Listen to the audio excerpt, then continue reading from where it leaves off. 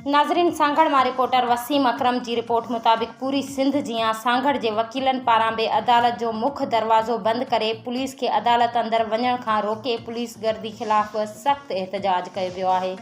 वकीलनि जो चवणु हो त वकीलनि ते तशद्दुद बर्दाश्त न कंदासीं। पुलिस पारां वकीलनि मथां तशद्दुद कयो पियो वञे, जंहिं ख़िलाफ़ अॼु कोर्टनि जो बाइकाट करे पुलिस अहलकारनि ते कोर्टनि में दाख़िला ते पाबंदी लॻाए छॾी आहे। वकीलनि जो चवणु आहे त केनाल रिथा ख़िलाफ़ असांजे पुरअमन धरणे में पुलिस पारां वकीलनि मथां कयल तशद्दुद खे कॾहिं बि बर्दाश्त न कंदासीं।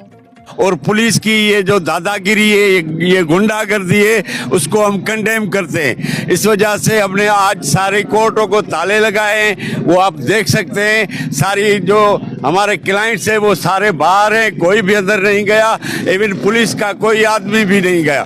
तो हम ये प्रोटेस्ट तब तक जारी रखेंगे जब तक हमारे हाई कमान जो है वो हमें कोई दूसरी